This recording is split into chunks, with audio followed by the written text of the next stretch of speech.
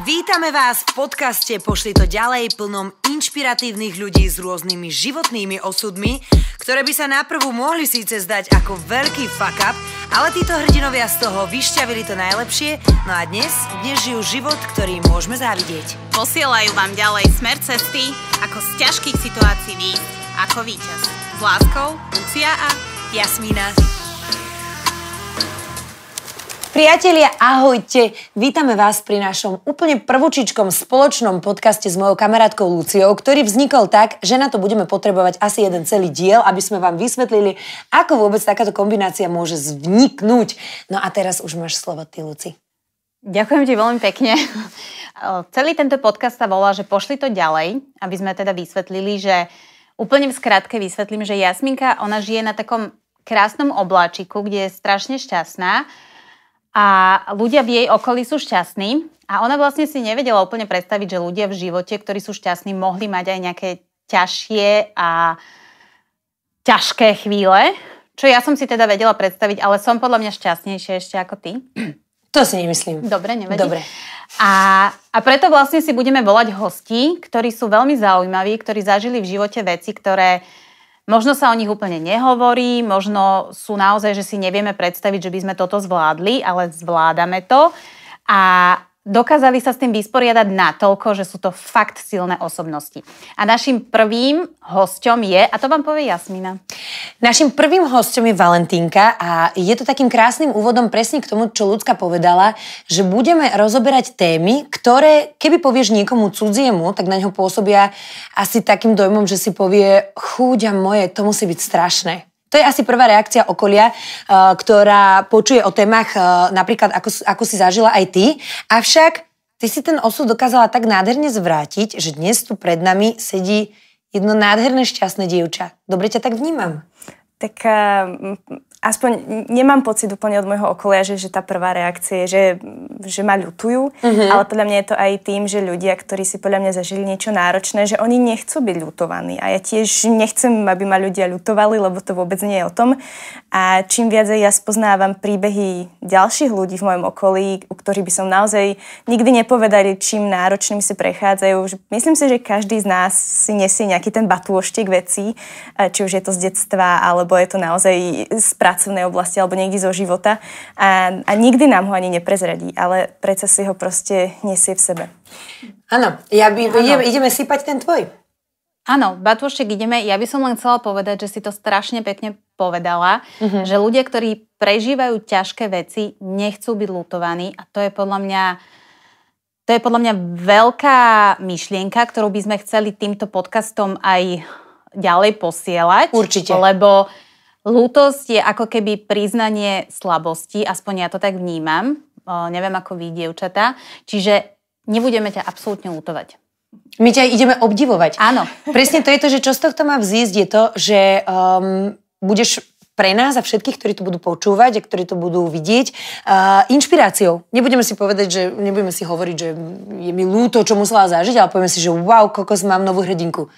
Takže nám poď povedať vlastne, kto je Valentínka a čo bolo v tom tvojom batohu?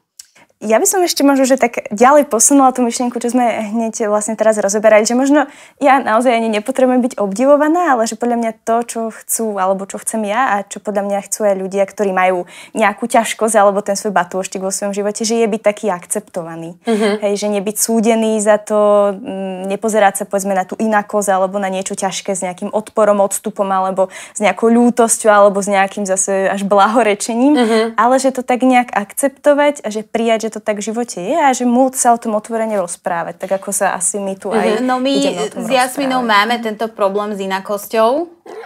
Aj s tou otvorenosťou. Aj s tou otvorenosťou. Ja som dosť iná a ona je, že dosť viac iná. Ale nemáme toľko času, si na dobrom mieste, ale keď si chcela byť s ľuďmi, ktorí sú naozaj že iní, v hlave aj v srdci, tak podľa mňa si naozaj na dobrom mieste a sedíš na dobrom tuliváku. Mimochodom, tuliváky veľmi pekne ďakujeme. Áno, ďakujeme a chcela by sme len povedať, že sú veľmi príjemné. Sú veľmi príjemné, aj keď nám bolo povedané, že ich musíme trošku ešte vyprdieť. Takže Valentínka, pokojne začni. A chcela som sa spýtať už na tú vec, lebo ty máš kopec nádherných myšlienok, určite v súvislosti s tým, že to odráža tvoju dušu a teba ako človeka, ale keby ja počúvam tento podcast, tak už si vravím, že no ale už mi Valentínka povedz, že vďaka čomu si dnes takto duševne vyzrela. Teda ten môj príbeh sa zrejme skladá z toho, že som si prešla duševným ochorením, konkrétne teda poruchami príjmu potravy.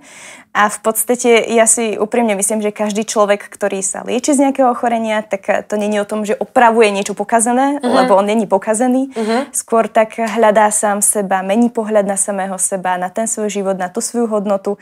A podľa mňa, že aj tak pekne pomenovala tou duševnou vyzrelosťou, za čo ti teda ďakujem, lebo to je celkom pekný kompliment. Tak to vnímam aj ja, že vlastne tá cesta liečby z porúch príjmu potravy, ktorá u mňa vlastne tak nejak aktívne trvala asi 5 rokov, tak ma veľa naučila dívať sa inak na seba, aj na ľudí okolo seba. A porucha pozornosti, tu mám ja oživine, porucha príjmu potravy, sa stretávame teda, aspoň čo ja osobne poznám, je anorexia a bulimia. Je to rozdelené, že niekto má to alebo ono, alebo býva to často, že aj spojené? Tak poruchy príjmu potravy sú že veľmi široké spektrum a máme tam ako anorexiu, tak bulímiu, tak aj diagnózu záchvatového prejedania, rôzne atypické formy, máme tam tzv. Že ARFID, čo je taká, že vyhýbavo-reštriktívna porucha príjmu potravy, nešpecifické poruchy, že fakt je toho, že strašne veľa. A v podstate, keď sa povedia poruchy príjmu potravy, tak máme zafixované nejaké, že vychudnuté dievča, ktoré odmieta jesť, ale to je v podstate len malé percento z toho celého spektra. Najčastejšie sa teda hovorí o anorexii a bulímii.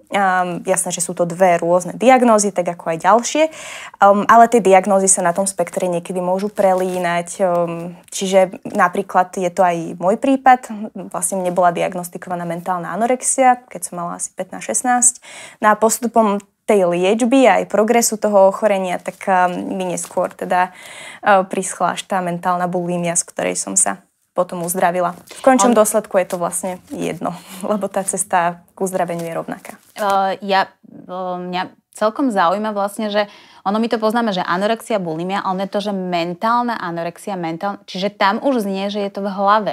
Že to není vlastne, že to telo, ale to je vlastne psychické ochorenie, hej? Určite. Ono sa to začína v hlave a preto aj tú hlavu treba postupne vlastne uzdravovať a uzdraviť to predovšetkým v tej hlave, ale v podstate ono to má veľký dopad zase na to telo, že preto je to psychosomatické ochorenie. A Valentínka, mňa by zaujímalo, že ty vravíš, že je to porucha v hlave, to znamená, že ono tu vzniká niečím zlým, čo sa ti stalo, alebo musí to byť asi nejaká emócia, ktorá spustí lavinu týchto psychických. Tak ono je to, že mix veľa vecí, že nikdy to není, že jedna príčina nevieme ukázať na to, že moja mamka niekedy spravila niečo zlé, tak to jednoducho to nefunguje. Vždycky je tam nejaká genetická predispozícia, pri všetkých duševných ochoreniach je. A potom sú tam nejaké osobnostné predispozície, ako je perfekcionizmus, alebo potreba nejakého poriadku, režimu, zameranie na výkon, nízke sebavedomie a tak ďalej, zase je toho veľa. A potom sú tam všetky veci, ktoré na živote obklopujú. Je tam nejaký tlak na výkon, tlak na štíhlosť, je tam proste nejaké hodnotenie zo strany okolia. V tých príbehoch, rovnako ako aj v mojom, sa určite nachádza aj ten body shaming, čiže komentovanie hmotnosti. A potom samozrejme taká tá dietná kultúra, to, že tá téma chudnutia a jedla a toho, aký by sme mali byť a čo sa od nás vyžaduje, tak rezonuje všade okolo nás. No a je to taký celkový mix, ktorý sa navzájom ovplyvňuje. No a potom príde nejaké náročné obdobie v živote človeka. Povedzme, že to bola pandémia, že prišiel lockdown, ktorý že výrazne naruší život toho človeka a to ochorenie vypukne. Ale môže to byť, ja neviem, rozvod rodičov, nejaké zlyhanie v škole alebo proste čokoľvek. Dobre, a myslíš si, že môže byť spúšťač napríklad aj to, že ja neviem, páči sa ti nejaký chlapec, hej, a teraz on ti povie, že máš veľké boky alebo niečo, že môže to byť aj takáto banálna vec? Tak spúšťač nie je príčina. To znamená, že tá veta není jediný dôvod, pre ktorý má človek poruchu príjmu potravy, ale určite to môže pôsobiť ako spúšťač, pretože čo tým chce ten chlapec povedať? Nie si pre mňa dosť dobrá, niečo sa mi na tebe nepáči, mala by si inak vyzerať. A od ľudí s poruchou príjmu potravy stále niekto niečo chce. Aby boli iní, inak vyzerali, boli lepší, šikovnejší, múdrejší, čokoľvek. Je tam strašne silný pocit nedostatočnosti, nie som dosť. No a áno, že často sa vyskytujú takéto príbehy toho, že niekto mi niečo povedal, ale zároveň, čo chcem tak veľmi zdôrazniť, porucha príjmu potravy nie je túžba páčiť sa druhým, hej? Že to není to ochorenie mladých dievčat, čo sa chcú páčiť chlapcom. To nie je o tom. Valentínka, my sa rozprávame o rôznych spúšťačoch, ktoré súvisia následne s psychickými poruchami. A ja teraz akože sa asi ukáže moja otvorenosť a naozaj nič nemyslím zle, ani možno tak surovo, ako sa spýtam. Som však iba zvedavá a chcem to pochopiť. Nemyslíš si, že ľudia už sú asi vopred trošku labilnejší, ak dokážu byť ovlivnení natoľko takýmito spúšťačmi, že ich vedú k chorobám? Tak sú citlivejší, ale podľa mňa, že ukáže mi jedno tínedžerské dieťa, ktoré nie je citlivé. A často tí ľudia sú citlivejší, respektíve zraniteľnejší v nejakých oblastiach. Že keď napríklad si zažiješ nejakú traumu v minulosti, tak tá trauma v tebe zostane a zase tam už je to o tom, že si hľadáš nejaký spôsob, ako zvládnuť ten svet, ktorý inak zvládnuť nevieš. Máš úplnú pravdu, ale ja by som bola veľmi rada, keby možno tínedžeri, ktorí nás teraz aj počúvajú, napríklad ty vravíš, že každé dieťa v tomto veku je určite citlivé a že každý si niečo zažil a tak ďalej. Ja naozaj musím povedať, že ja neviem, z akého oblaku som padla, ale toto som ja nemala, pretože... Pretože si Balkánka. Nemyslím si, ale napríklad niekedy povedal chlapec, že mám moc široké boky pre jeho záujem, tak ho pošlem do riti. A je to úžasné. Môj život je tak strašne ľahký vďaka tomuto. A chcela by som veľmi možno, ale... Možno to samozrejme nie je pravda, skús ty povedať, že keby ti decká, ja viem, že je veľmi ťažké v takom mladom, krehkom veku si veriť, pretože vlastne ešte ani poriadne nevieš, kým si, ale veľmi sa mi napríklad páči, sú rôzne škôlky teraz, ktoré začínajú, ja iba teraz na chvíľočku odbočím, ale momentálne sme vybrali škôlku aj pre nášho syna a mne sa veľmi páčilo, čo rozhodlo bolo presne to, že učia sa už v takomto útlom veku detí tomu, aby pochopili, čo majú radi, čo radi nemajú, aby vedeli povedať nie veciam a áno, super, toto ma teší a aby presne následne, keď nastúpia do tých vyšších ročníkov, neboli v kolektíve stratení. Takže možno aj toto je také veľmi dôležité, že či už to počúvajú mladí alebo rodičia, že sa nad sebou trošku zamyslieť, buď nad sebou alebo nad našimi deťmi a skúsiť ich pochopiť a nedávať ich do nejakých kolají, v ktorých by sme ich možno chceli vidieť my, ale skôr im dopriať toleranciu. Áno, a pomáhať a posúvať ich vpred tými vecami, ktoré sú vyberú oni. Lebo ja si myslím, že ich trošku niekedy tie decká aj podceňujeme. Že si povieme, čo on môže vedieť, veď má iba 13, čo on môže vedieť, veď má iba 14. Ale nie je krásne, keby sme ho v tú chvíľu, v ten vek podporili a nič neznamená, keď za 2 roky nebude kozmonaut. Vieš? Ja by som sa teda chcela spýtať, že povedali sme tak všeobecne o týchto chorobách mentálnych. Ako to začalo u teba? Tak, že celú tú teóriu, čo sme tu vlastne vyrozprávali, tak v podstate dá sa to tak nejak uviesť do tej praxe. Čiže tiež tam bola celá tá mozaika faktorov, ktorú som spomenula a v podstate som bola tak dieťa, ktoré sa necítilo možno, že úplne bezpečne, ale na základe toho, že som proste mala úzkosti a bola som takýmto spôsobom predisponované dieťa. Robila som šport, to znamená, že som cítila nejaký tlak aj zo svojho okolia, zo školy, proste od kamarátov. Počúvala som spolužiačky na záchode, ktoré sa rozprávali, kto ako pribrala, čiže tá téma vo mne veľmi vystupovala. Zažívala som si aj ja komentáre na svoje telo. Bola som v tom výkonnostnom športovom prostredí, stále som sa necítila byť dosť dobrá v škole, dosť dobrá kamarátka, dosť dobrá proste v ničom. Čiže som tak nejak akože hľadala samu seba. Mala si nízke sebavedomie. Určite áno. A v podstate keď som bola v takom tom pubertálnom náročnom období, tak tam prišla taká tá jedna vetička na jednom vážení, nakoľko som robila atletiku. No a to v podstate bol taký ten spúšťač. Povieš nám ju?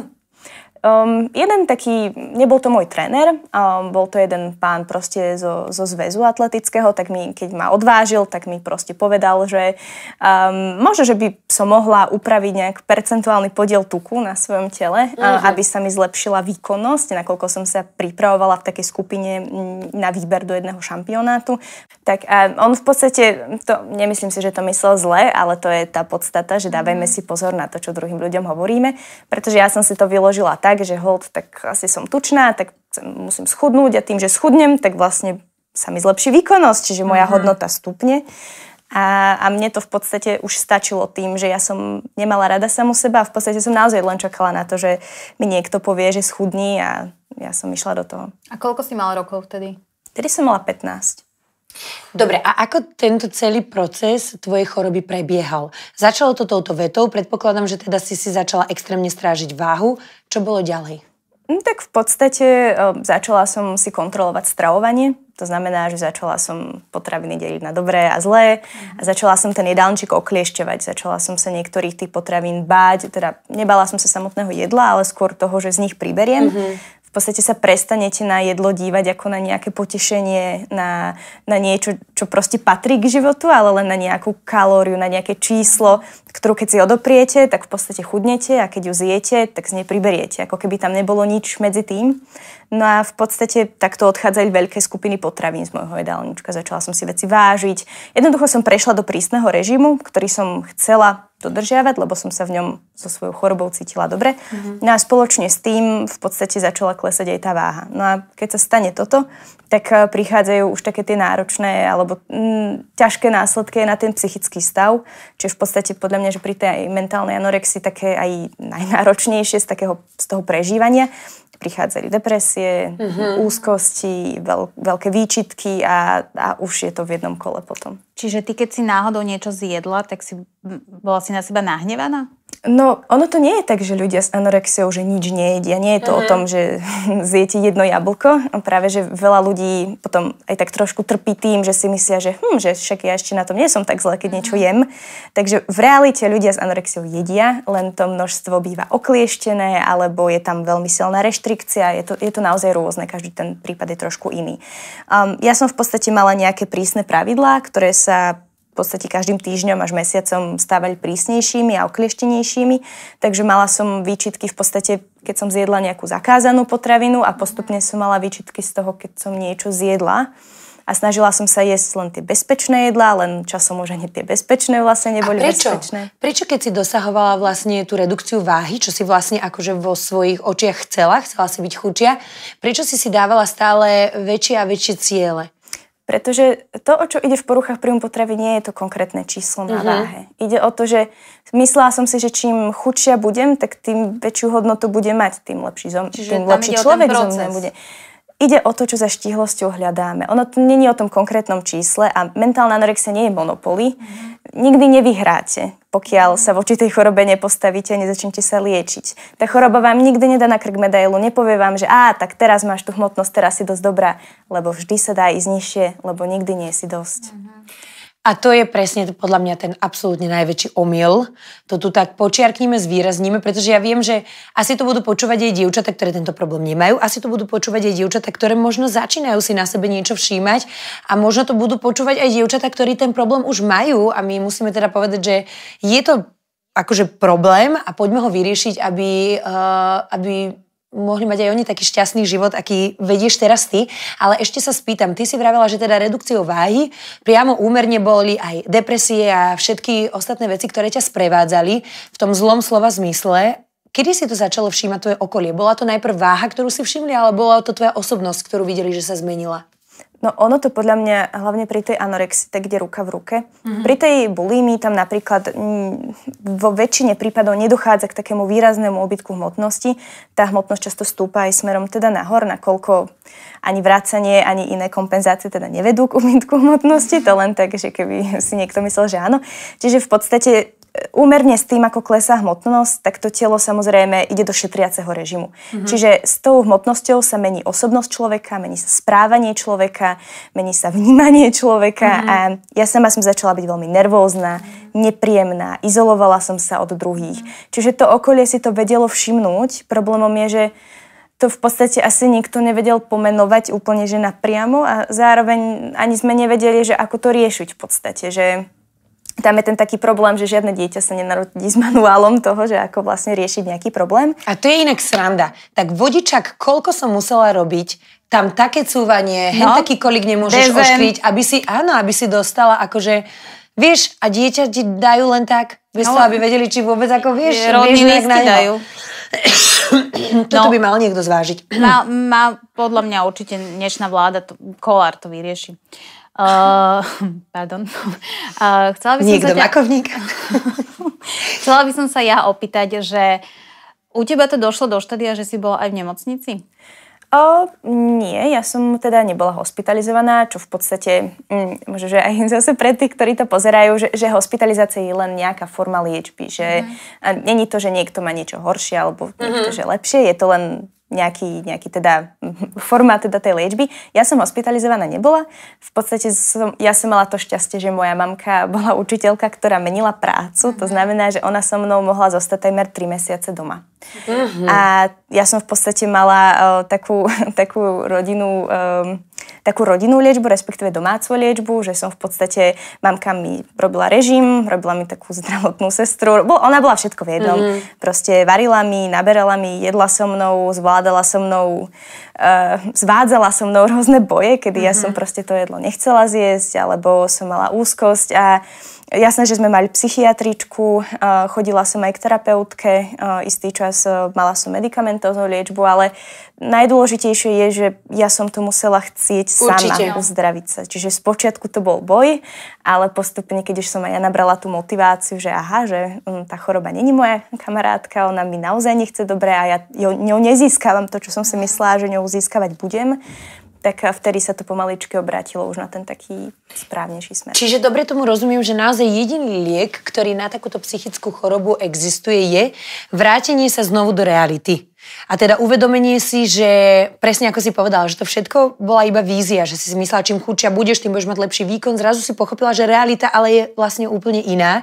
Ako dlho tento proces trval, kým si ty sama pochopila, že ti vlastne pomáha, lebo predpokladám, že mamina asi, keď ťa najprv s týmto konfrontovali rodičia a keď ti chcela pomôcť, ty poviem, že spočiatku to bol vzdor, spočiatku si asi myslela, že všetkým ostatným naokolo šíbe a ty si lietadlo, ktoré proste, lebo takto väčšinou býva. Akože musím sa priznať, že ja som si aj pár podcastov o takomto ochorení vypočula práve preto, aby som sa vedela trošičku vcítiť do tých ľudí a absolútne tomu rozumiem. Ty raz, keď si presvedčený o nejakých veciach a preto si to robila, tak prečo by ťa niekto mal presvedčať o opaku? Ako dlho trvalo, kým si zistila, že vlastne tá ich realita je správna, nie tvoja?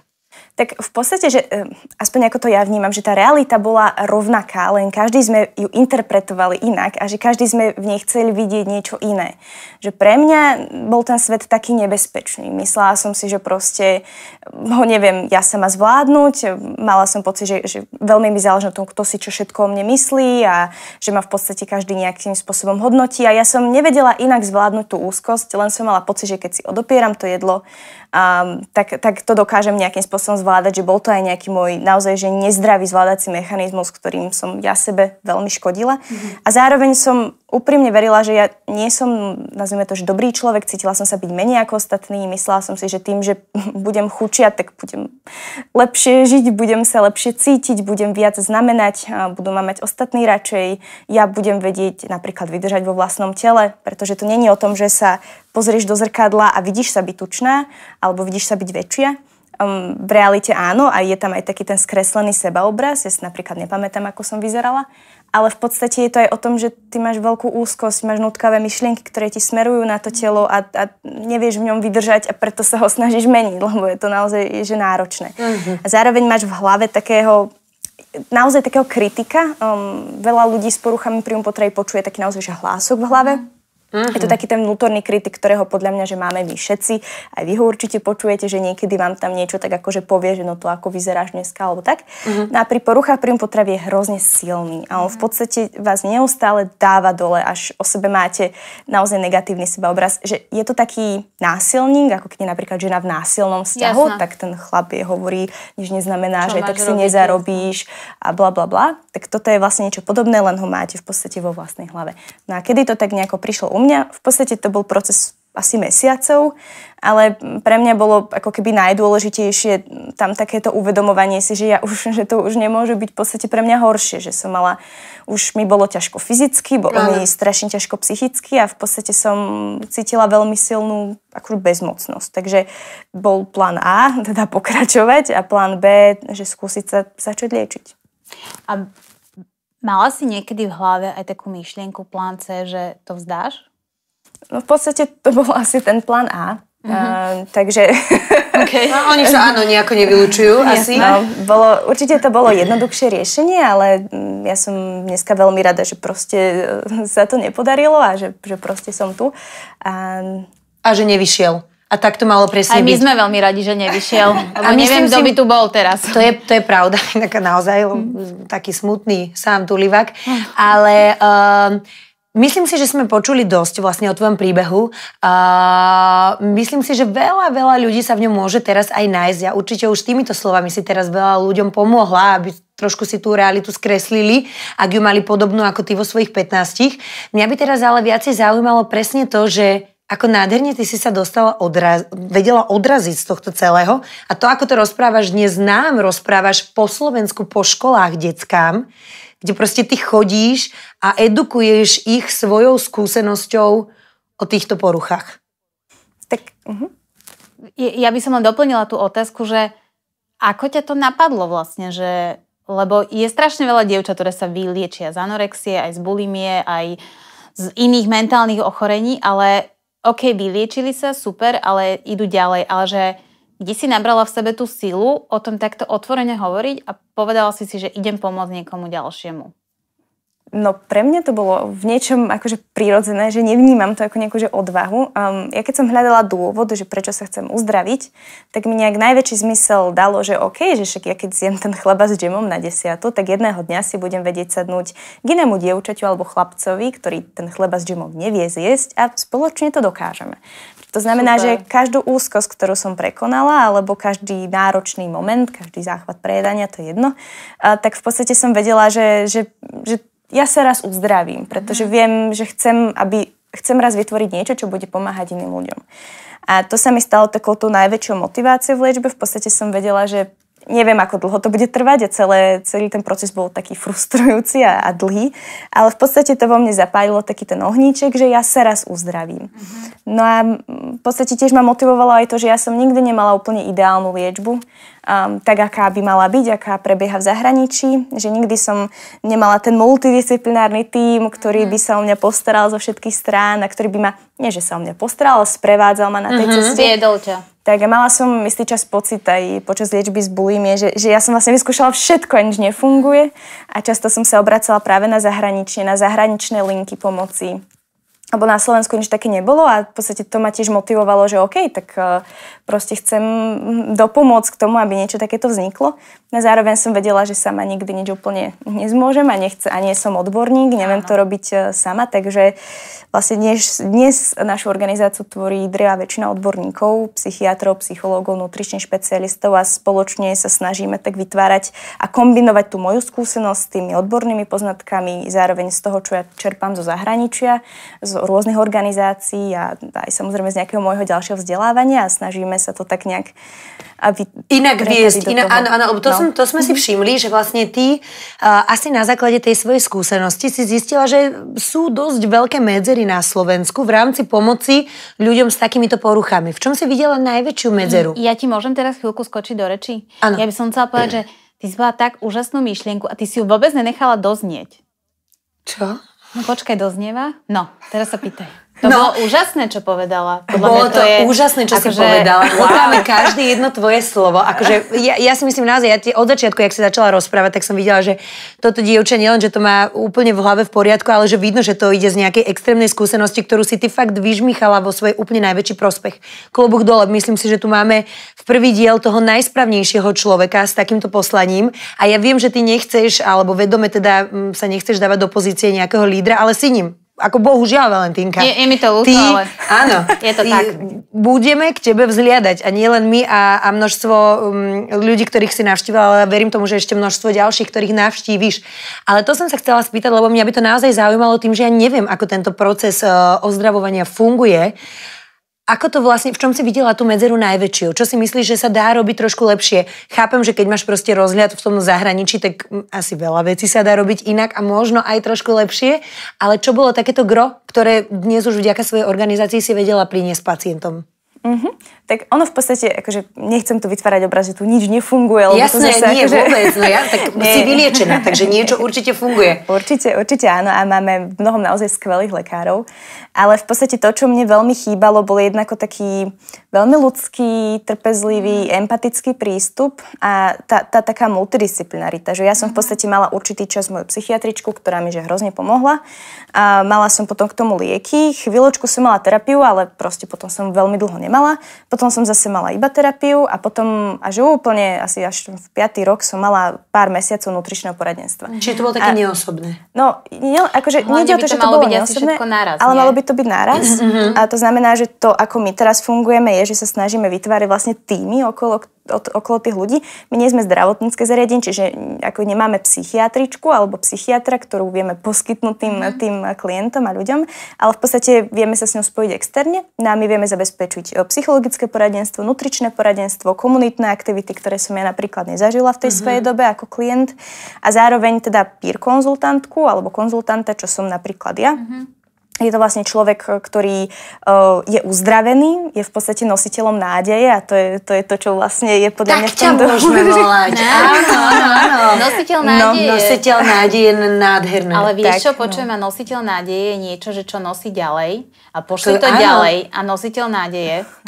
Je to proste ruka v ruke, ide to presne to vôbec nebolo dohodnuté. Áno, a nie je to náhoda. Áno. Takže verím tomu, že presne takto to malo byť. To je krásne, nositeľ nádeje. No, čiže v podstate akože, že ten peer konzultant je vlastne nositeľ nádeje tým, že ten klient, ktorý je v podstate ešte v tom procese liečby, vidí, že je možné uzdraviť sa. A v podstate, lebo niekedy sa proste môžete stretnúť s tým, že to dlho trvá a už niekedy máte pocit, že vlastne sa nikdy neuzdravím, prípadne, že niekedy aj sú také názory, že však ty budeš vrácať celý život, ale to nemusí byť pravda. A toto mňa inak celkom zaujíma, pretože ja som počula aj taký názor, že nechcem to porovnávať, ale iba absolútne pre laikov to porovnám so závislosťou, povedzme, keď sú to drogy. A je naozaj možné sa z takejto závislosti absolútne vyliečiť, alebo je možné sa naučiť túto závislosť mať pod kontrolou? No, ja to nadviažem na takzvaný koncept uzdravenia, z ktorého vlastne vzýšli aj píry, čiže v podstate moja práca z toho zišla. A ten hovorí o tom, že je možné uzdraviť sa a že to uzdravenie je vlastne, že žitie kvalitného života aj s potenciálnymi obmedzeniami tej choroby.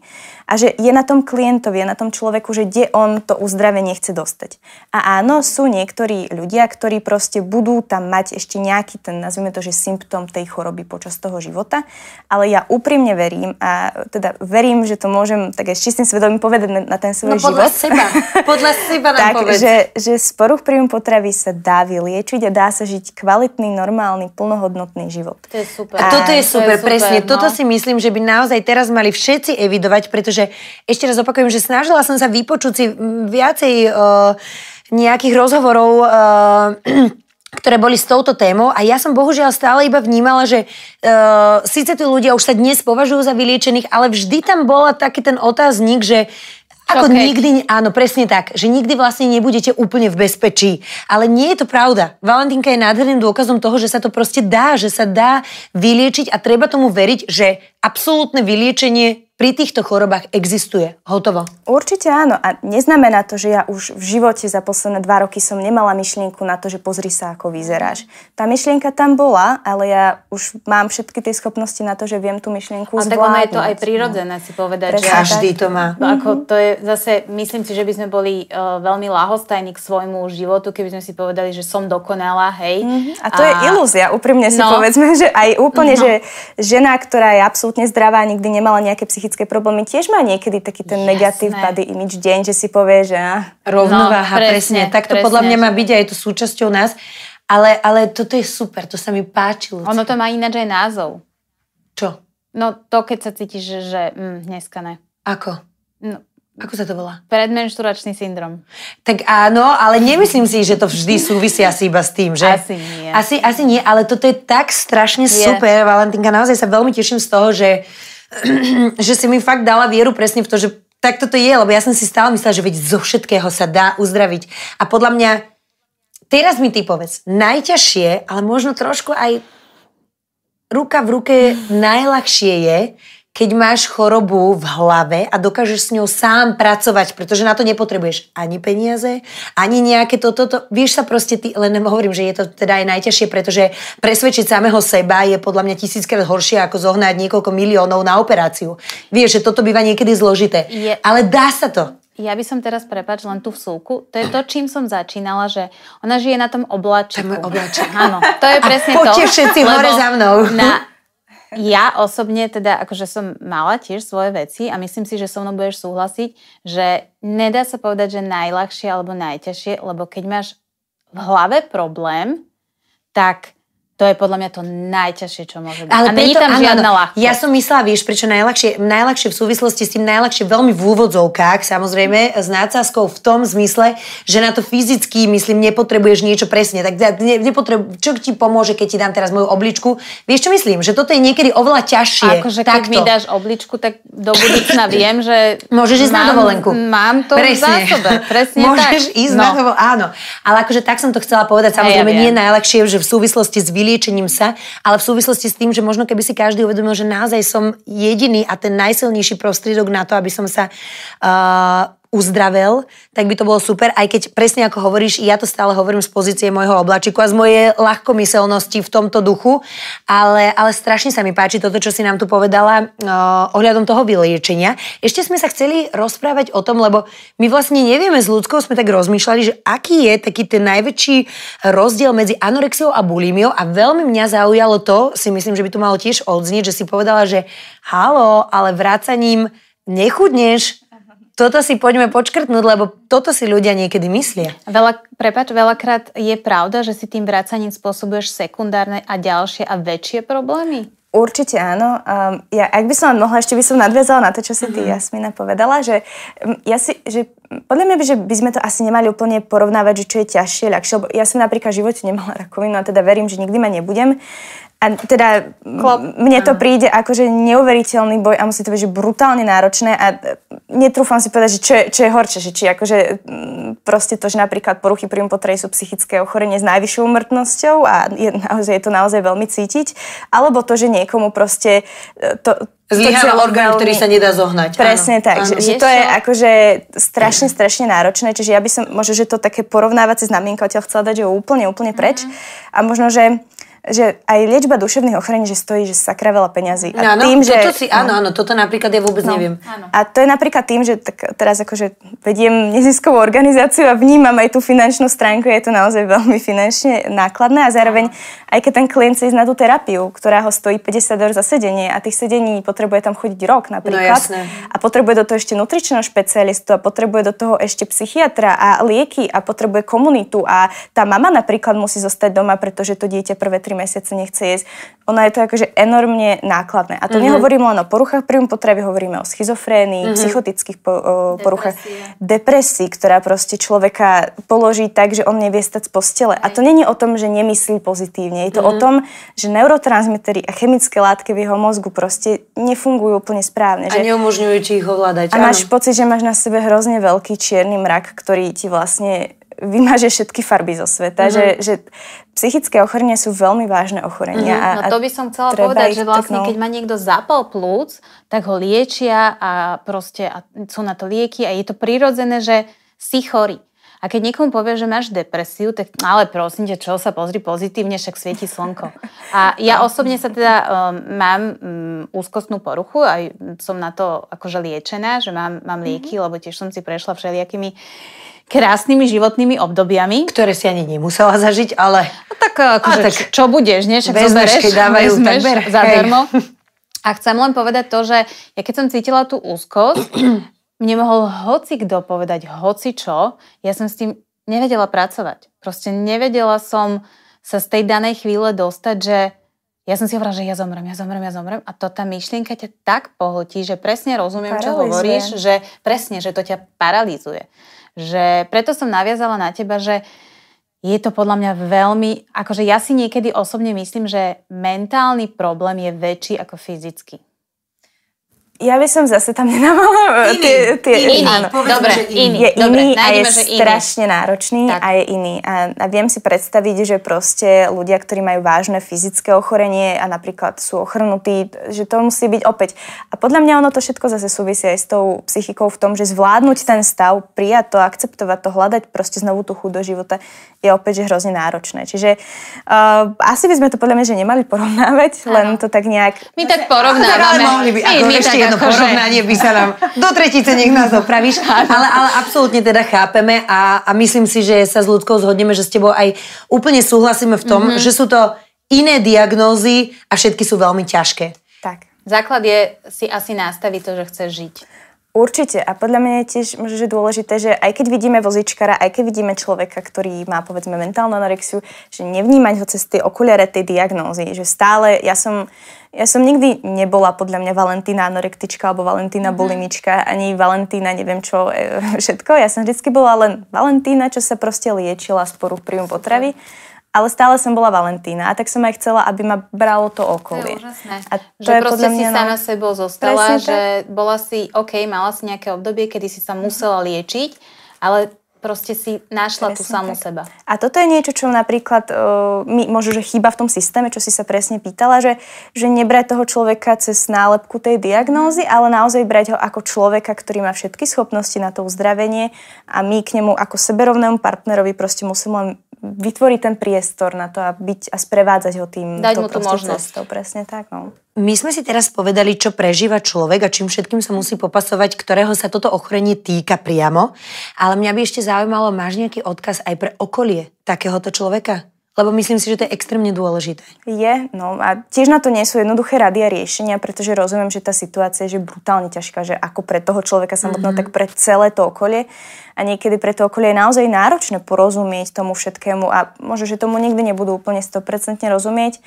Určite, ja by som tak možno odkázala, že aby aj oni mali podporu, aby aj oni mali nejaký support, či už toho nejakého psychológa, ale aby na to neboli sami, aby mali o tom s kým hovoriť a naozaj boli si vzájomne oporou, aby sa za to nevinili. To je tiež pre mňa taká dôležitá vec, že aj tí rodičia, aj moji rodičia mali tendenciu, že čo sme spravili zle, ale to nebola ich vina, oni mi nikdy nechceli ublížiť a nikdy zle spôsobiť. Takže opäť, že proste neviniť sa za to a zároveň skúsiť podporovať toho človeka, že nekomentovať to, že nikdy sa to neposúva, dlho to trvá, ale opäť ho tak nejak akceptovať, že toto je tá situácia, podporovať ho, nech to trvá akokoľvek dlho, tak na tej celej ceste. A zároveň zdržať sa možno komentárov. To som chcela presne dodať, že niekedy si tak kúsnúť do toho jazyka, že napríklad ja si to viem presne predstaviť, keď si sa už prekonala, že si dala tých 5 lyžičiek a niekto ti povie však ešte 3, no a ideš do prdele. Ja som ich dala 5, proste, že niekedy naozaj a takáto malá blbosť podľa mňa ťa dokáže, že super si zvládla 5 lyžičiek. A v hlave si povie, že dobre, tak večer dá 6, ale povie si to v hlave ten človek. Určite oceňovať za každý krok, ale podľa mňa, že aj úplne, že u bežných ľudí, že vôbec sa nebavíme, že o duševných ochoreniach, že podľa mňa, že komentovanie jedla, hmotnosti je podľa mňa, že vždycky tak začiarov a že to je taký ten nepriamy body shaming, že a je v tvojom prípade akože dobre dať si ten koláč. To je tiež body shaming a tiež je to proste forma šikany a tiež to ľuďom proste ubližuje. Čiže že aj my ako okolie a my ako spoločnosť nesieme proste mieru zodpovednosti a za to proste, čo komunikujeme, aké témy, proste ako dávame tú hmotnosť, výživu proste do toho prostredia. Zamyslieť sa nad tým dopadom tých slov. Presne tak. To je presne. Ja mám tak strašne rada vetu, Valentínka, prepáč, že som ti skočila do reči, ale myslím si, že to je presne o tom, že naozaj, keby sa každý staral o seba, tak je o každého postarané. To je tak obrovská pravda, ale taká pekná, to vôbec nie je myslené v zlom. To vôbec nie je myslené v zlom. Nie je, že staraj sa o seba, presne tak, ale je to rád. krásne. Staraj sa o seba, nie je to nádherné. A bude o teba nádherne postarané. A toto, keby sme fakt urobili všetci, tak si myslím, že by nikto z nikoho nemusel mať nejaké hemungy. Ešte moja taká úplne posledná vec, na ktorú som naozaj zvedavá. Ako sa dnes vidíš? No, myslím si, že asi sa teraz pýtaš na to telo, ale myslím si celkovo. A celkovo ako vnímaš momentálne Valentínu, ktorá má všetky tieto veci za sebou, ktorá sa venuje toľkatým veciam, ktorá má tieto nádherné husté vlasy. Všetko chcem vedieť, ako sa vnímaš. A myslím si, že asi to tak vystihuje to slovo, že ja sa akceptujem.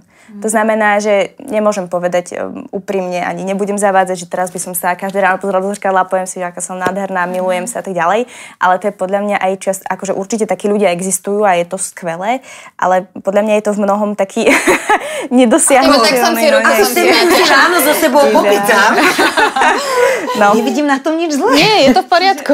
Podľa mňa je úplne OK, že zostať pri takej tej body neutrality, toho, že akceptujem seba, svoje telo, vnímam svoje nedostatky, vnímam priestor, kde viem na sebe pracovať. Naďalej napríklad chodím na terapiu, že mám ešte čo skúmať a sama seba rozvíjať. Takže vnímam to tam celé, ale vnímam a viem už pomenovať aj nejaké svoje pozitíva. Myslím si, že som spravila nejaké veci, ktoré sú, myslím si, že dobré a osožné. A zároveň tak aj ten svoj zovňajšok tak nejak akceptujem. Že, to je super. Že nemám potrebu s tým nejak že bojovať alebo dávať sa neustále dole, že je to také, že mám svoje klady, mám svoje zápory, akceptujem proste. Ja by som len chcela veľmi každému, kto nás počúva, pozerá, náhodou si nás preklikne, že si krásne povedala, že vieš svoje pozitívne veci ako keby povedať, to nie je chvála. To, že vieme zhodnotiť, že sme v niečom dobrí alebo máme niečo pekné, to neznamená, že sa chválime. My len sme hrdí na to, kým sme. A to by podľa mňa, fakt by som bola rada, keby si to naozaj aj mladí, aj starí brali, že buďte na seba hrdí. A to je hrozne krásne, ale úprimne poviem, že ani pre mňa to nie je ešte jednoduché. Ja to vôbec vidím, ty sa tu tak ošívaš sa. Ale akceptujem sa taká, aká som tu, tak sa ona ošíva, si tak dá dole sukničku. Čiže, ale aj tak si myslím, že musí to byť obrovský pokrok od toho, ako si sa predtým podľa mňa vnímala, takže podľa mňa je to úplne skvelé. A ja si veľmi, veľmi želám, Valentínka, že keby máme tú možnosť a Pán Božko nám dopraje sa stretnú za nejaký čas, akýkoľvek uzná za vhodné, tak ty tu budeš sedieť a povedz si, že ja sa neakceptujem. Ja sa mám rada. Kukni na mňa. Vieš, čo myslím? Lebo ja si stále vravím, že napríklad idem od seba, hej, lebo nemôžem teda hodnotiť niekoho iného. Ja viem, že na niekoho napríklad človek ako ja môže pôsobiť, že ako nie je trošku moc, že možno sebestredná a tak ďalej, ale ja si vieš, čo vravím, že to nie je o tom, že by som nepoznala svoje nedostatky. Absolútne ich poznám a nemám vôbec problém o nich hovoriť. Nemám problém hovoriť o svojej nedokonalej pleti. Nemám problém hovoriť o svojej celulitíde, lebo je a hovorím si, že jak je možné, že toľko? Čo je to celulitída? A presne, ale mne to nevadí. Chápeš, čo myslím? Že proste ja sa jednoducho mám rada a keď sa ma aj ľudia pýtali, či som náhodou niekedy takéto veci neriešila, presne čo sa týka napríklad váhy. Ja som trošku zabrdla aj čo sa tej modelingovej práce týka. To znamená, že tam sú naozaj tie kritériá také všelijaké, tak namiesto toho, aby sa ma tie kritériá dotkli, tak mne niekto rozosmievali. Nevedela som to absolútne načítať, že ozaj ma teraz niekto ide podľa bokov súdiť. Vieš, čo si myslím? Že mi to prišlo tak strašne absurdné, pretože v mojich očiach ja ľudí absolútne nevnímam podľa šírky ich bokov. Prišlo mi úplne z cesty, keby niekto vnímal tak mňa a prišlo mi, že on je narušený a nie ja. Takže aj toto je také fajn, že hovoriť o sebe s láskou, keď je na mieste, ale samozrejme s uvedomovaním si, že nikto z nás nie je dokonalý a je to absolútne v poriadku. Je to úplne prirodzené a hlavne podľa mňa dokonalosť je tak nudná. Ja ju nepoznám, takže neviem. Akože dobre, tak ja hej, no ale... akože, nudíš sa so sebou. Vieš, nie, ja by som naozaj veľmi... Akože ja by som sa s tebou kľudne bavila ešte ďalšie 3-4 hodiny, len bohužiaľ ani ty, ani my nejak úplne nemáme na toto čas. Ale... My by sme ako mali, ty skôr nemáš, ale dobre. Nebudeme, ale tak chápeme. Musíš, ako si to povedala? Rozosielať nádej ďalej. Nie, povedala to tak. Niečo s nádejou poslať. Nosiť. Ty, čo nám tu musíš nosiť nádej ďalej. A to je krásne. A ja ti blahoželám k tomu, lebo nie každý môže mať také pekné povolanie. A my máme pre teba ešte s Jasminkou takú vec. My sme si pre teba pripravili. Po tom všetkom, čo si tu hovorila, tak podľa mňa je to aj malé. Ale môžem povedať, ty si pamätáš tú chvíľu? Ty si na mňa vtedy ešte aj tak akože... Ja som na teba tak žmurkla, ty si na mňa žmurkla a hovoríme presne o tej istej chvíli, kedy si povedala, že nikto nedostane medailu za to, že schudne.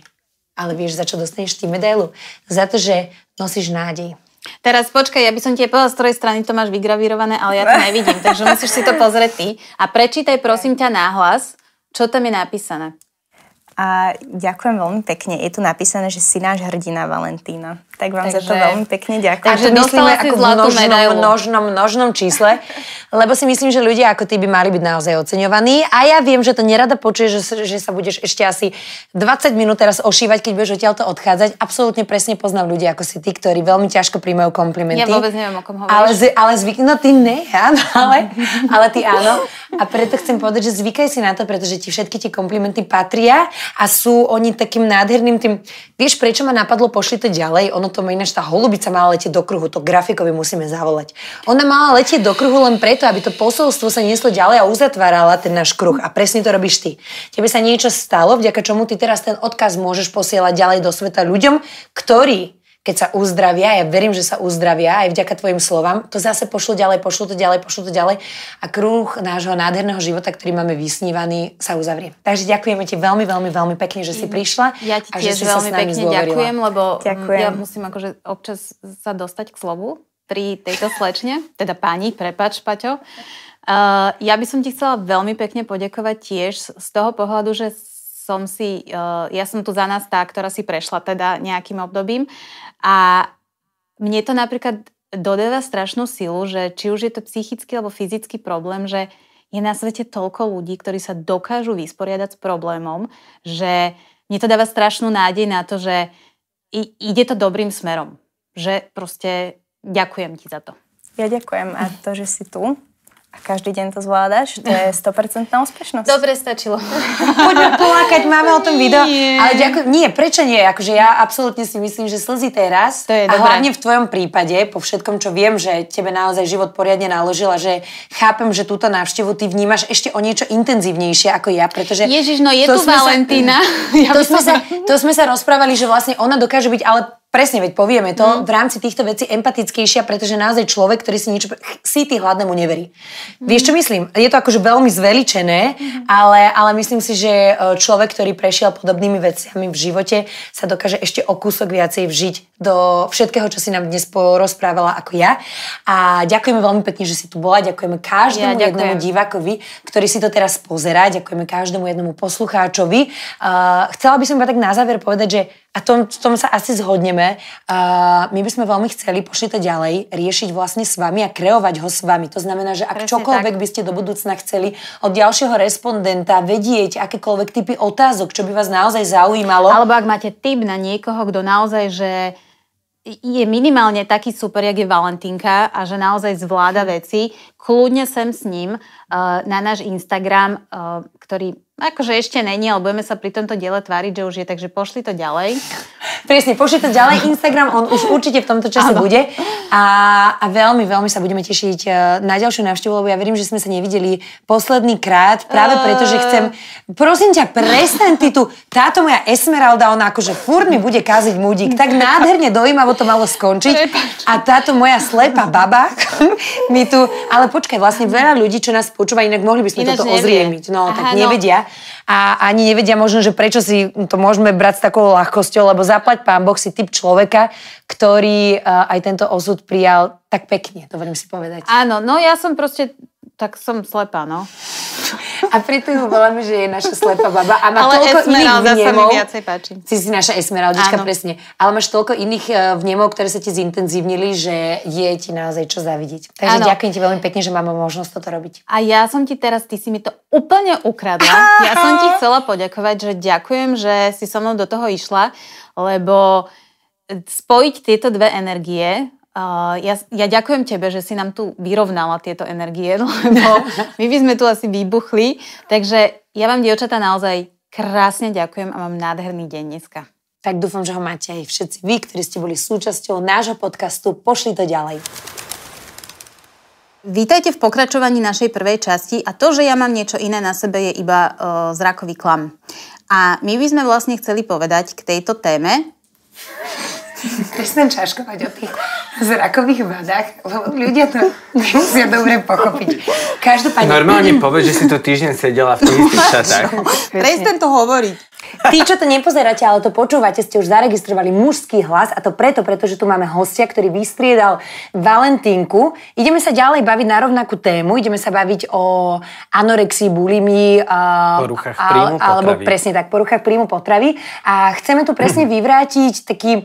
Nemyslím si, že si to myslí každý, Luci, čo povieš, ale väčšina si to myslí, že sa to týka iba žien. Väčšina si to myslí, pretože mám pocit, že ženy ako keby viacej sa snažia byť krajšie.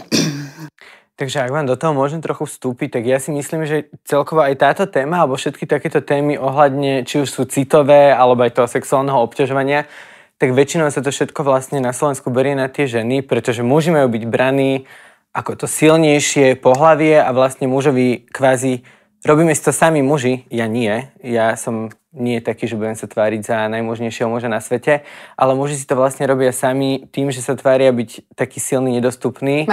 Mačovia, že vlastne potom sa ako keby, vieš, keď je napríklad sexuálne obťažovanie, tak to sa mužovi vlastne nemôže stať, lebo keď si muž, tak ty to proste vždy chceš. Áno, áno. Alebo vieš, akože tieto poruchy príjmu potravy, že hlavne na Slovensku sa to na mužov vlastne nevzťahuje, lebo muž má, lebo ako sa hovorí, že muž má smrdeť po cibuli a pive a je pekný, keď je krajší od čerta alebo neviem čo, takže vlastne sa to ako keby na to sa to berie, že nie.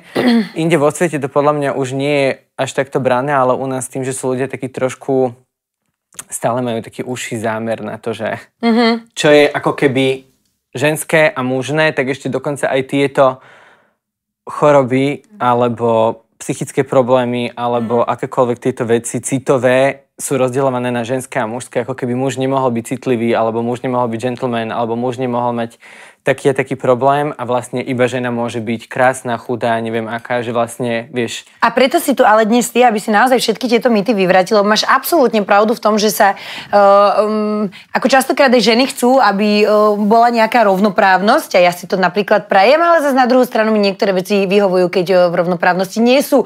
Ale čo sa týka takých... Nemám tiež rád, keď za mňa zaplatíš obed. No, áno, a keď sa potom poškrabem na vecach. Takže... ja môžem aj odísť, napríklad. Nie, pohode. Ja by som sa ťa chcela takto opýtať hneď na začiatok, že teda... Dobre? Vážna téma, Luci. Prepáč. Ja by som sa ťa chcela hneď na začiatok opýtať, že teda anorexia, bulimia, bolo nám vysvetlené, že je to teda rozdiel. Čo bol tvoj prípad? Áno, je to určite rozdiel. Vieš čo, u mňa to bolo... Oni vždycky, podľa mňa, tieto ako keby... Ja si o sebe napríklad myslím, že som dosť silná osoba. Či už psychicky, alebo teda ja si viem povedať, alebo viem sa sám ako keby vyliečiť z nejakého problému, ale viem si ho aj spôsobiť, že keď niečo chcem, alebo keď sa ma niečo dotkne, tak viem sa ako keby vyhrotiť a vyburcovať sa k určitým výkonom cez mŕtvoly. A ja si myslím, že aj či už u silných alebo u slabých, u každého nás zamrzí niekedy nejaký komentár, všetci to robíme, vieme si akože povedať niečo nepekné a tieto problémy začínajú podľa mňa u detí na škole alebo aj od súrodencov. Ja neviem, napríklad niekto vám povie, že v škole, že ste tuční. A dovtedy vás to vôbec ani nenapadlo, ale nejakým spôsobom to vás zostane, alebo že niekto má nejakú inú postavu. Mne napríklad môj brat bol športovec, ja som veľmi nešportoval, ale ja si pamätám, že od dieťaťa ja som nikdy nebol tučný. Nikdy. Ale ako tým, že on bol starší a cvičil, tak vždycky mal mal kocky na bruchu alebo niečo, ja som nemal, lebo som bol od neho mladší o 6 rokov. Takže ty keď máš 6, alebo máš 10 a on už má 16, tak má inú postavu, ale on sa ti smeje, že si lemra. A ty potom robíš brúšaky v detskej izbe, akože on za to nemôže, no jasné, on si to neuvedomuje. Nebolo to cieľené. Ale vedia akože aj rodičia spôsobiť, aj rodičia, aj súrodenci, aj ľudia vedia takto človeka naštrbiť. A potom ty ako 10-ročná robíš 100 brúšakov denne, lebo si myslíš, že máš mať postavu ako Justin Timberlake na plagáte. Lebo to nevieš vyhodnotiť. Ale mňa presne toto sme sa s Valentínkou rozprávali, že ono naozaj to začína v takomto útlom veku a že to naozaj začína takýmito nedbalými poznámkami ľudí v okolí a že si treba dávať naozaj extrémny pozor na to, ako veci hovoríme. Ja som však poznamenala, že podľa mňa je aj fajn budovať v dieťaťu dostatočné sebavedomie na to, aby s tebou taká poznámka nezakývala do toho množstva, že ohrozuješ svoj život. život, svoje zdravie. A myslíš si, že to korešpondovalo trošku aj s tvojim sebavedomím? Myslíš si, že si sa nachádzal v nejakom krehkom veku, kedy ešte to sebavedomie nebolo dosť tak vytvorené u teba, že si takú poznámku vedel hneď odpichnúť? Že si ju viac pripustil? Ja si napríklad myslím, že som mal od detstva akože dosť hrubú kožu. Určite to vo mne zostalo. Neriešil som to napríklad do určitého veku. Podľa mňa skôr v puberte ti to začne ako keby sa tak vynárať. Lebo keď si dieťa, ty si špongia, nasávaš, nevadilo mi to. Ja som si myslel do 15, že som najkrajší na svete, vieš. Potom začneš akože... Vnímať realitu. Ale začne sa ti to trošku akože rúcať, tento domček z karát, ale nie, robím si srandu. Len napríklad s tou postavou to som až tak neriešil, až kým som napríklad neprišiel že k prvému rozchodu v nejakých 19 rokoch. Vtedy to bola ako keby facka pre tvoje sebavedomie, lebo dovtedy si spokojná, nič neriešiš, zrazu si sama a hľadaš dôvod prečo. A začneš to dávať za vinu sebe. A dávaš to za vinu sebe, takže je to preto, lebo asi nevyzeráš tak, ako by si mohla, takže to začneš akože riešiť. A toto bolo to, čo teba... U mňa to bolo to u mňa spúšťač. Bolo to u mňa určite spúšťač. A nezačalo to ako keby... Začalo to nevinne, že začneš športovať. Lebo ja akože rád športujem, ja sa udržiam akože aj zdravý štýl, aj všetko, že baví ma to. Len ty sa vieš dostať do takého štádia, ešte keď máš okolo seba ľudí, ja som mal kamarátku, s ktorou sme sa v tom podporovali, že sme akože jedli málo, všetky diety sme skúšali, chodili sme behať každý deň, 2-krát do fitka a potom to bolo také, že ty stále akože cvičíš viac a ješ menej. Takže si zase hrotil v nejakom zmysle? A ty sa na to ako keby, že ja som mal takú tú anorexiu, takú, že ty si ju akože naučíš, že ono to išlo postupne, ja som to napríklad vôbec nevidel a ja to vidím teraz. Ja som nikdy nebol so svojou postavou spokojný. Ani teraz nie som, ani predtým som bol nikdy. Čiže aj keď som mal tých 55 kg, tak som si vtedy myslel, že nevyzerám chudo. Akože myslel, že nevyzerám dobre. Aj tak proste som nebol som spokojný. Ale ľudia ti hovorili, že si strašne chudý, že či si... Ale ich to akoby teší. To ťa teší. Najviac, čo ťa nahnevá, teda keď nám niekto povedal, že vyzeráme zdravo, alebo že vyzeráš dobre, tak máš pocit, že asi som... Moc. Áno, a keď ti niekto povie, že no tak toto už je moc a vyzeráš v škole mi povedali, že tak to ťa poteší a vtedy že či neberiem drogy. A ja akože som... A ty satisfakcia. A ja nadšený. Korunu na hlavu. Lebo sprostý, vieš, akože okolo toho veku 20 alebo takto ti je to úplne jedno. Akože riešiš úplne iné veci. A presne ako hovoríš, že ten vek je tak krehký v tom hlavne podľa mňa, že ty, čo si sugeruješ a o čom sa presvedčíš, sa ti ťažko vyvracia. To znamená, že keď podľa mňa si to na tebe všimli tvoji rodičia, tvoje okolie, tak to boli vlastne v tom čase asi tvoji nepriatelia, alebo jednoducho nevedeli, o čom hovoria, alebo ja som to vôbec takto nebral, pretože, ale to je zase môj, ako keby, to som ja, lebo veď ty ma poznáš, aj ty ma poznáš. Ja keď si niečo proste vezmem do hlavy, mne je jedno, že čo mi kto povie, akože väčšinou, a ja si len pamätám jednu takú situáciu. Išiel som kosiť záhradu u babky, a dal som si kraťase a vtedy, ja neviem, že môj otec si to nevšimol, ale môj otec si nevšimne veľa vecí, on si nevšimol ani keď som bol na plastiku nosa, lebo som mu povedal, že vieš, 2 týždne bol niekde, mne to akože dal som si dole sadru a povedal som, že sa buchol, že preto som opuchnutý. Takže, a on len sa pozeral na mňa v tých kraťasoch a že to, jak vyzeráš? Že to čo robíš? Že tebe šíbe? A ja som to nevidel, ale ja som vieš, že keď máš najširšie na nohe koleno. A že vlastne ti vidno všetky žily aj na stehnách. Akože celý ten žilný systém, lebo ja som bol úplne, že ako papier. Sušienka úplne. Že ti vlastne vidno akože už všetko cez tú kožu. Ale ja som stále mal pocit, že akože ešte je tam čo vyrysovať. Lebo ja som cvičil do toho, ja som nebol, že len neješ. Ja som nejedol. A z čoho som mal energiu? Berieš chudnúce lieky. Ty majú všetky kofeín. Alebo som napríklad fungoval, že som jedol plátok syra denne, alebo som jedol, že 3 kocky čokolády denne, alebo som pil len proteínový nápoj, že si akože rozdelila... Lebo začneš ako keby, že začal som, že zdravou stravou. Ješ, lebo cvičíš, chceš svaly. Lenže mne sa všetko ako keby, ja si stále musím dávať pozor, lebo v mojej hlave do dnešného dňa to je niečo, čo s tebou zostane. Že ako náhle toto si vieš v sebe vyvolať, pre mňa je všetko objem. Čiže aj veľké svaly sú objem. Ja to neviem ako keby vysvetliť, ale že ja sa pozriem na ľudí okolo seba, pre mňa sú ľudia pekní. Že ja poviem na chalana vo fitku, že ten má akú peknú postavu. pritom má tučnejšie brucho ako ja. Áno. Ty máš a má možno aj hrubšie nohy ako ja, ale ja ho vidím, Pozeráš na neho cez iné zrkadlo pozriem sa ako na neho, na že seba. aký je pekný. Že aký pekný chlapec. Potom sa pozriem na seba, ja som polka z neho, aj tak si poviem, že ešte som veľký. A preto sa pýtam, že či to naozaj nemá proste extrémny súvis práve s tým sebavedomím. Vieš, že nehovorím, že sa nemáš rád. Určite áno. Ale neviem, že či to je úplne... Ono si s tým možno nahrádzaš nejaké sebavedomie, že aby si nemusela, tak riešiš chudnutie. Áno, lebo je ľahšie schudnúť možno, ako si nejako prekombinovať mysel. Presne tak, že by si prenastavil hlavu. Koľko to trvalo? No trvalo to potom aj toto obdobie takého nejedenia a extrémneho chudnutia 5 rokov. A nemáš nejaké že zdravotné veci, ktoré by ti to, že stiažilo by ti to nejaké zdravotné veci?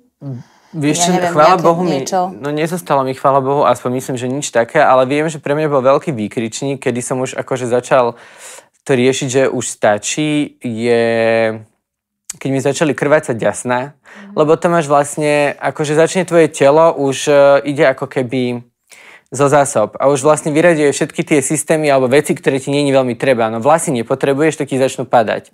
Potom nepotrebuješ zuby, to je takisto ako keď si, vieš, ako keď tehotným ženám vypadajú zuby alebo niečo, že vlastne telo berie živiny stade z tých vecí, ktoré ako keby najmenej potrebuje a chráni si vlastne vnútorné orgány. Ja som napríklad mal problém, že ja som bol stále nespokojný, lebo ty máš stále túto akože trošku tuk na chrbte, lebo tam máš obličky. Jasné, a telo si ich akože chráni. A to je, že ty už si absolútne vychudnutá, ale stále máš vzadu tú love handle. Hej.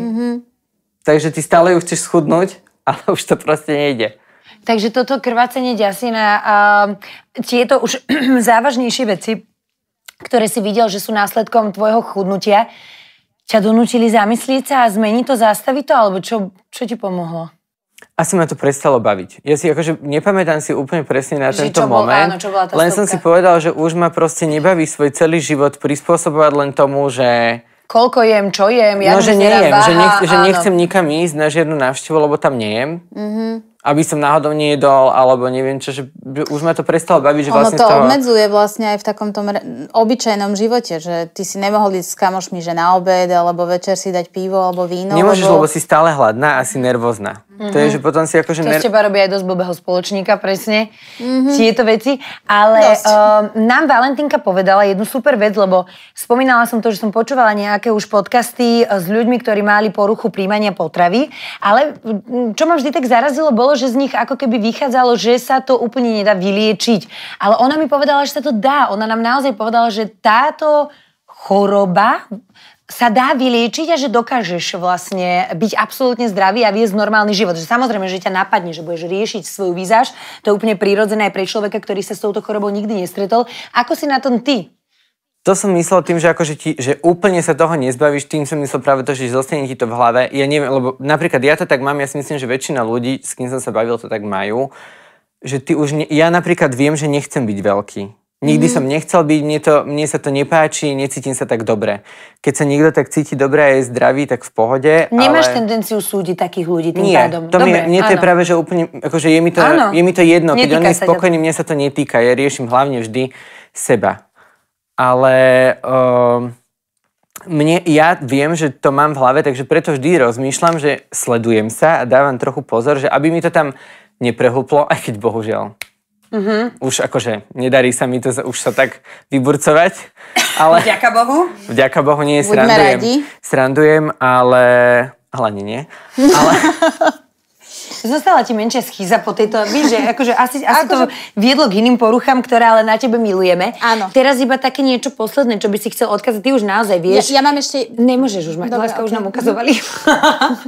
Ale povedz, čo si chcela. Že ja som chcela iba jednu myšlienku. Iba jednu vec som sa chcela opýtať, že ty si počas tohto chudnutia mal partnera po svojom boku. Cítil si taký, že, alebo mal o teba strach, cítil si to, že nevznikali hádky u vás doma kvôli tomu, že by ti sa ťa snažil niekto korigovať, že už to není OK? Vieš čo, tak ako som povedal, že ja keď si postavím hlavu, tak proste cez to vlak nejde. A ja napríklad, pri mojom partnerovi bol to ten istý, ktorého mám doteraz, ale človek, ktorý je s tebou dennodenne, on to až tak nevidí tie zmeny, lebo ty akože neschudneš 25 kg za deň.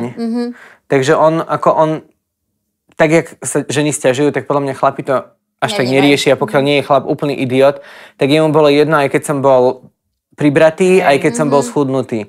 Pretože teraz momentálne, akože ja som nie úplne spokojný so svojou postavou, ale už som na dobrej ceste, pretože som bol pribratý, lebo som mal zdravotné problémy z alergií na jedlo. Áno, a tie si teraz vyriešil. Ty si aj krásne schudol. Teraz ma inak veľmi baví, aj by to ľudia mohli sledovať vlastne tú premenu aj na tvojom Instagrame, že si mal, predtým si naozaj, a pritom v mojich očiach si bol stále krásny, ale je pravda, že tvoja postava bola zásadne iná ako teraz. Proste teraz vyzeráš skrátka zdravšie, aj si povedal, že tak sa cítiš. Dnes už keď teda, aby sme to nejako ukončili, vieš zhodnotiť kvalitu života v období, kedy si poruchu príjmania potravy mal a teraz, keď vlastne sa nesleduješ, aj tak iba jednoducho máš krásne, zdravé návyky na jedenie, jedlo není tvojim nepriateľom a do toho ešte strašne dobre vyzeráš. Čo by bol tvoj message? No môj message by bol, že nedržme úplne diety, lebo tie ani mne nikdy nefungovali, ale treba presne, ako si povedala, že nájsť si ten svoj zdravý životný štýl, jesť zdravo, nájsť, čo nám chutí, čo nám funguje, hlavne sa hýbať a potom to nebude také utrpenie. Lebo ja si naozaj neviem, ja už si neviem predstaviť vrátiť sa k tomu, ako som žil, aj keď vtedy ma to bavilo, pretože každá poznámka o tom, že vyzeráš ako kostra, smrtka, ťa len nakopne si nadšený, lebo čím si chudší, tým je to väčšia sranda. Ale už by ma to naozaj nebavilo, pretože necítil som sa zdravo. Viem to teraz zhodnotiť, že nemal som toľko energie. Mal som modriny aj z toho, že som sedel vo vani, pretože naozaj sa ti robia kvázi dekubity z toho, ako ty máš vlastne tú kožu nedobre vyživené cievy a padajúce vlasy, krvácajúce ďasná taká a modriny. Taká bolestivá spomienka po všetkých stránkach. Áno. No a presne tohto sa my chceme zbaviť a aby ste si nikdy takú nezažili, tak radšej to treba skonzultovať s niekým, lebo ako si povedal, že dieta podľa mňa nie je cesta. Radšej chod za niekým, kto ti vyšetrí tvoju krv a zistí, čo ti robí dobre, čo ti nerobí dobre, lebo nemyslím si, že jedna dieta existuje na každého z nás. Takže existujú formy, zdravé formy toho, ako sa dopracovať ku svojej životný štýl. Áno, vysnívanej postave a sú určite iné, ako sú hladovky a podobné záležitosti. Ja by som chcela Milanovi veľmi pekne poďakovať, že dokázal 20 minút byť takýto vážny a takto pekne hovoriť. Ale naozaj, že o veciach, ktoré obzvlášť pri vás mužoch úplne nie sú štandardné a ja teda nepoznám alebo neviem o žiadnom mužovi, ktorý takto pekne o tom hovoril, takže ďakujeme veľmi pekne a ty vieš, že si mojou inšpiráciou a teraz máš zase rozšírené publikum o milión ďalších, ktorí si povedia, že wow, tak my to dáme tiež. Ďakujeme. A na budúci sa môžeme baviť o mužských sprcháčoch. Áno, a semeníkoch varlata. Gule. Dobre, ja by som chcela týmto ukončiť tento rozhovor, lebo ich dvoch počúvať vám niekedy prinesie občas iný mentálny problém, ale milujem ich obidvoch. Dobre, Milan, ďakujem. Ďakujem veľmi pekne, že si o tom takto pekne povedal. Ďakujem, že si nám s Jasminkou nám toleruješ, koľko veľa papame a teší sa s nami z toho. A ďakujem, že je to téma, ktorú si posunul ďalej a aby sa chlapi nebali o tom hovoriť. To by som asi chcela poslať ďalej. Ty? Ja by som presne toto chcela poslať ďalej, lebo choroby a takéto veci sa týkajú na všetkých bez ohľadu na pohlavie. Takže pošli ďalej, nezvracaj.